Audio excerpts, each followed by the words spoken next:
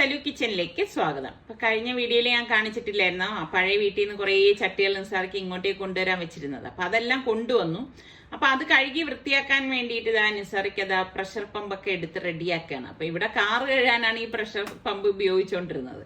അപ്പൊ ഇപ്പം കുറച്ച് നാളായിട്ട് അത് എടുക്കലില്ല. അപ്പൊ എടുത്ത് ഇത് നോക്കുമ്പോഴാണ് നിസ്സാറിക്ക കാണുന്നത് ഇതിന്റെ അടിയിലൊരു ക്ലിപ്പുണ്ടേ, അത് ഒടിഞ്ഞു പോയിരിക്കുന്നത്. അപ്പൊ അതില്ലെങ്കിൽ ഒന്നും പറ്റത്തില്ല. അപ്പൊ നിരാശനായിട്ട് ഇനിയിപ്പൊ ഇതിനെ ഒന്ന് മടക്കി കൊണ്ടുവയ്ക്കുക. പിന്നെ ഇനിയിപ്പോ നിസ്സാറിക്കാക്ക് ഇനിയിപ്പോ മാനുവലായിട്ട് ചെയ്യാൻ മാത്രമേ പറ്റത്തുള്ളൂ. മറ്റേതായിരുന്നെങ്കിൽ എളുപ്പമായിരുന്നു കേട്ടോ, പെട്ടെന്ന് ജോലി കഴിഞ്ഞേനായിരുന്നു. അപ്പൊ മാനുവലിന് വേണ്ടിയിട്ടുള്ള ഐറ്റംസ് ഒക്കെ എടുത്തോണ്ട് പോവാണ്. അപ്പോൾ ഇവിടെ ഇരുന്ന് സ്വന്തമായിട്ട് തന്നെ ചട്ടിയെല്ലാം കഴുകണം. അപ്പം സർക്കാക്കാണെങ്കിൽ എല്ലാം ഇങ്ങനെ വൃത്തിയായിട്ടൊക്കെ എടുക്കണം. അപ്പൊ അതിന് വേണ്ടിയിട്ട് അപ്പൊ ഞാൻ പറഞ്ഞു ഇതിപ്പോ ഇങ്ങനെ വെച്ചിട്ട് നമുക്ക് ചെടി നിറയ്ക്കാലോ എന്ന് പറഞ്ഞ് ഞാൻ പറഞ്ഞില്ല, പെയിന്റ് അടിച്ച് നല്ല കുട്ടപ്പനാക്കി എടുക്കണം എന്ന് പറഞ്ഞിട്ട് അങ്ങനെയാണ് മണ്ണെല്ലാം മാറ്റിയിട്ട് ഈ ചട്ടി ഇങ്ങനെ എല്ലാം കഴുകിയൊക്കെ എടുക്കണത്. പിന്നെ ആ ഒരു സിമെന്റിന്റെ ചട്ടികളുണ്ടല്ലോ, അതെല്ലാം എന്റെ വാപ്പ തന്നെ ഉണ്ടാക്കിയതാണ്. എന്ന് പറഞ്ഞ് വാപ്പ ചട്ടി ഉണ്ടാക്കുന്ന ആളൊന്നും അല്ല, വാപ്പ സെയിൽ ടാക്സിലെ ഓഫീസറായിരുന്നു. പക്ഷെ വാപ്പക്ക് ഇങ്ങനെയുള്ള കാര്യങ്ങളൊക്കെ ചെയ്യാൻ ഭയങ്കര ഇഷ്ടമായിരുന്നു കേട്ടാ. അപ്പൊ വാപ്പ സ്വന്തമായിട്ട് ഒരുപാട് ചട്ടികൾ ഉണ്ടായിരുന്നു കേട്ടോ, കുറേ അങ്ങ് പൊട്ടിപ്പോയി. ഒരുപാട് ചെടികളും ഒക്കെ ഉണ്ടായിരുന്നതാണ് നമ്മുടെ വീട്ടില്. അപ്പൊ അങ്ങനെ വാപ്പാക്ക് ഇതൊക്കെ താല്പര്യമുള്ളത് കൊണ്ട് വാപ്പ ഉണ്ടാക്കിയെടുത്ത ചട്ടികളാണ്. സത്യം പറയുന്ന സാർക്ക് ഇങ്ങനെ എടുത്ത് ഇങ്ങനെ കഴുകുമ്പോ ഈ ചട്ടികൾ കാണുമ്പോൾ എനിക്ക് ഭയങ്കര ഒരു വിഷമമുണ്ട്. കാരണം വാപ്പാടെ കൈപ്പാദങ്ങൾ ടച്ചായ ചട്ടികളല്ലേ ഇതെന്നുള്ളത്. അപ്പൊ ഇതിലും കുറെ പൊട്ടിയതൊക്കെ ഉണ്ട്. അപ്പൊ എന്തായാലും നിസ്സാർക്ക് ഇതിനി കഴുകി ഉണക്കിയിട്ടേ പിന്നെ ഇനിയിപ്പോ നമുക്ക് പെയിന്റ് ഒക്കെ അടിക്കാനായിട്ട് പറ്റത്തുള്ളൂ. കുറേ ചട്ടികളുണ്ടല്ലോ, അതെല്ലാം നിന്ന് ഇങ്ങനെ കഴുകുവാണ്. ഇനി ഞാൻ എളുപ്പത്തിൽ തയ്യാറാക്കിയെടുക്കാൻ പറ്റുന്ന 2 റെസിപ്പിയാണ് ഉണ്ടാക്കി കാണിക്കുന്നത്. അപ്പൊ എളുപ്പത്തിൽ നമുക്ക് ഉണ്ടാക്കിയെടുക്കാൻ വേണ്ടി ഞാനിവിടെ അഗാറയുടെ ഇലക്ട്രിക് പ്രഷർ കുക്കറാണ് എടുത്തിരിക്കുന്നത്. ഇതാവുമ്പോൾ മൾട്ടി ഫംഗ്ഷൻ ഉള്ള കുക്കറാണ്. അപ്പം നമുക്ക് പെട്ടെന്ന് കാര്യം കഴിയുകയും ചെയ്യും. അപ്പൊ ഞാൻ ഇതിലേക്ക് 1 ലിറ്റർ വെള്ളം ഒഴിച്ചു പാകത്തിനുള്ള ഉപ്പിട്ട ശേഷം 1 കപ്പ് പാസ്ത ഇതുപോലെ ഇട്ട് കൊടുക്കാണ്. ഇട്ട് കൊടുത്ത ശേഷം ഞാൻ ഇതിലേക്ക് ഈ ഒരു സ്റ്റാൻഡ് വെച്ചിട്ട് ഇതിൽ സ്റ്റീമറും കൂടി വെച്ചു കൊടുക്കാണ്. അപ്പൊ ഇതെല്ലാം ഇതിന്റെ കൂടെ തന്നെ നമുക്ക് കിട്ടുന്നതാണ്. എന്നിട്ട് 2 ടൊമാറ്റോ ഞാൻ സ്റ്റീം ചെയ്യാനായിട്ട് വെച്ചിട്ടുണ്ട്. അപ്പോൾ ഒറ്റ കൂട്ടിൽ തന്നെ നമുക്ക് 2 കാര്യങ്ങൾ ഒരേ സമയം ചെയ്തെടുക്കാൻ പറ്റും. അപ്പൊ ഇതിലേക്ക് നമുക്ക് ഞാൻ ഇവിടെ പ്രഷർ കുക്കർ ഓപ്ഷൻ കൊടുത്തു. അത് കഴിഞ്ഞ് പ്രഷർ ലെവൽ ഒന്ന് കൊടുക്കുകയാണ്. അപ്പോഴേക്കും ഓട്ടോമാറ്റിക് ആയിട്ട് ടൈം ഇതിലേക്ക് കാണിക്കും. പിന്നെ നമ്മൾ ഇതിലേക്ക് സ്റ്റാർട്ട് എന്ന് പറയുന്ന ഓപ്ഷൻ കൊടുത്താൽ മതി. അപ്പൊ അത് അവിടെ ഇരുന്ന് റെഡി ആയിക്കോളും. അപ്പൊ ഇതിലേക്ക് ഒരുപാട് കാര്യങ്ങൾ നമുക്ക് ചെയ്തെടുക്കാൻ പറ്റും. Poultry, meat stew, bean chilli, soup broth, rice, multigrain, porridge, ഇത്രയും ഈ ഒരു സൈഡിലുണ്ട്. പിന്നെ മറു സൈഡിൽ pressure cooker, slow cooker, sauté, steam, egg, cake, yoghurt, ഇത്രയും ഓപ്ഷൻസ് ആണ് ഇതിലേക്കുള്ളത്. അപ്പൊ ഇതിലേതാണോ നമുക്ക് ചൂസ് ചെയ്യുന്നത് അത് പ്രസ് ചെയ്ത് കൊടുത്താൽ മതി. എളുപ്പം ജോലി കഴിയുകയും ചെയ്യും. പിന്നെ ഇതിലെ ഒരു ഗുണം എന്ന് പറഞ്ഞു കഴിഞ്ഞാൽ ഇപ്പൊ സ്റ്റീം വരുമ്പോഴേക്ക് വെള്ളം വരുമല്ലോ, അത് താഴെയൊന്നും വീഴത്തില്ല, ഈ ഒരു കണ്ടെയ്നറിലേക്ക് വരും. ഇതിൽ കളക്ട് ചെയ്യാണ് ചെയ്യണത്. അപ്പൊ ഇതുപോലെ നമുക്ക് ഒഴിച്ച് കളയാൻ പറ്റും. അപ്പൊ നമ്മളുടെ ഈ കൗണ്ടർ ടോപ്പ് ഒന്നും ചീത്താകെ ഒന്നുമില്ല. അങ്ങനെ നല്ല ഒരു ഗുണമുണ്ട് കേട്ടോ. അപ്പോൾ ഇത് ടൈം കഴിഞ്ഞപ്പോഴേക്കും ഞാൻ ഇതൊന്ന് ഓപ്പൺ ചെയ്യാണ്. ഇതാക്കണ്ട, കറക്റ്റായിട്ട് അത്രയും ടൈം കൊണ്ട് തന്നെ ഇത് റെഡി ആയിട്ടുണ്ട്. നമ്മളുടെ ടൊമാറ്റോയും റെഡിയായി, നമ്മളുടെ പാസ്തയും വെന്തിട്ടുണ്ട്. അപ്പൊ പാസ്ത ഞാനൊന്ന് ഡ്രെയിൻ ചെയ്ത് എടുക്കുകയാണ്. അപ്പൊ ടൊമാറ്റോയുടെ ഈ തോലൊക്കെ നമുക്കൊന്ന് ഊരിയിട്ട് ഇനിയിപ്പം ഇതൊന്ന് അടിച്ചെടുക്കണം. വെള്ളം ചേർക്കാതെ വേണം നമ്മളിത് അടിച്ചെടുക്കാനുള്ളത് കേട്ടോ.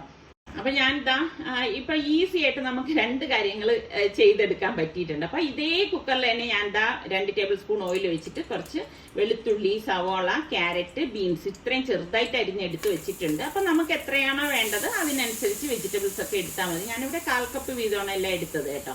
വെളുത്തുള്ളി ഒരു 3-4 അല്ലി എടുത്തിട്ടുണ്ടായിരുന്നു. എന്നിട്ട് ഇതുപോലെ ഒന്ന് വഴറ്റി കൊടുക്കണം.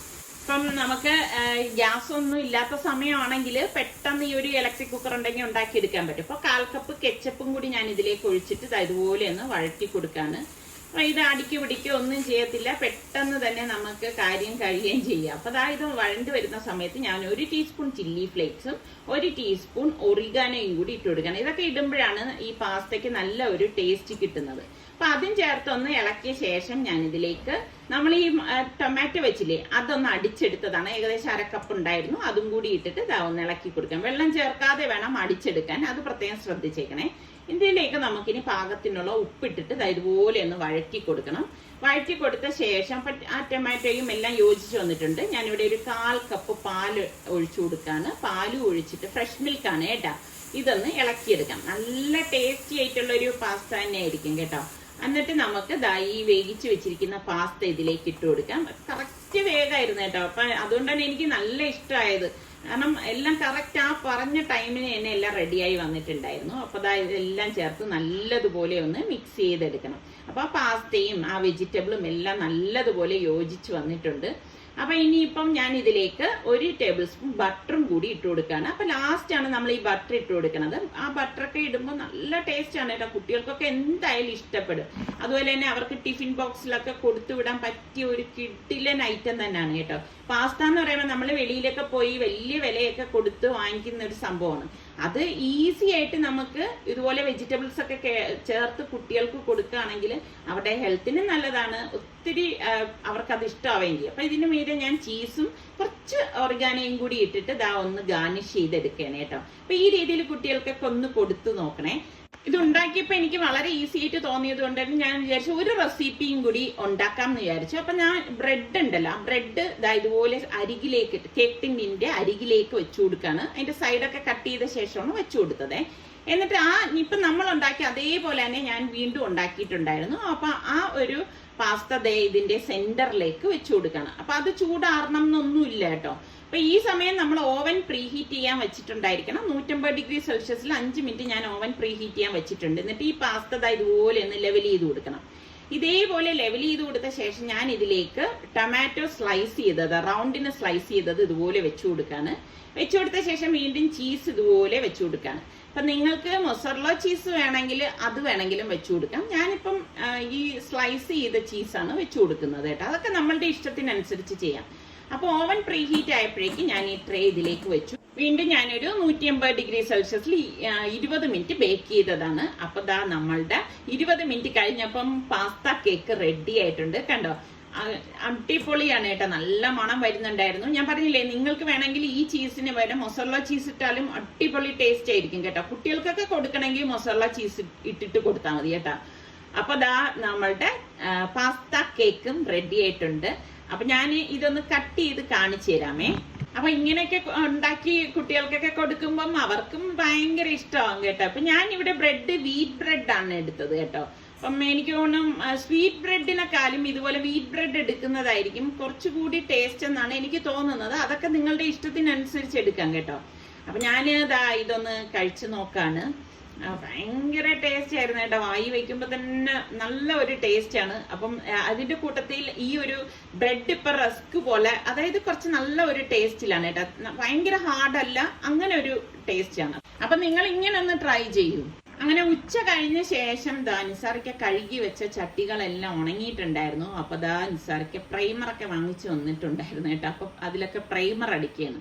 അപ്പൊ ഞാനും കൂടി ഇതിൽ ഹെൽപ്പ് ചെയ്യാന്നൊക്കെയാണ് വിചാരിച്ചിരുന്നത്. പക്ഷെ എനിക്ക് കുറച്ച് ഇതുപോലെയുള്ള അല്ലറ ചില്ലറ പണികളൊക്കെ ഉള്ളത് കൊണ്ട് എനിക്കിവിടെ ഹെൽപ്പ് ചെയ്യാൻ വരാനൊന്നും പറ്റിയില്ല. നിസാറിക്ക തന്നെയാണ് ഇതെല്ലാം ചെയ്യണത്. പിന്നെ നിസാറിക്കുള്ള ഒരു ഗുണം എന്ന് പറഞ്ഞു കഴിഞ്ഞാൽ ആരെയും അങ്ങനെ ഡിപ്പെൻഡ് ചെയ്യത്തൊന്നുമില്ല കേട്ടാ. സ്വന്തമായിട്ട് ചെയ്യാൻ പറ്റുന്ന കാര്യങ്ങൾ സ്വന്തമായിട്ട് തന്നെ ചെയ്യും. അല്ലാതെ അത് എടുത്ത് ഇത് ചെയ്യട്ടെ എന്നൊന്നും പറഞ്ഞ് നമ്മൾ ആരെയും നോക്കിക്കൊണ്ട് നിൽക്കത്തില്ല എന്നുള്ള ഒരുപാട് സൽഗുണങ്ങളൊക്കെ ഉള്ള ഒരു മനുഷ്യനാണ്.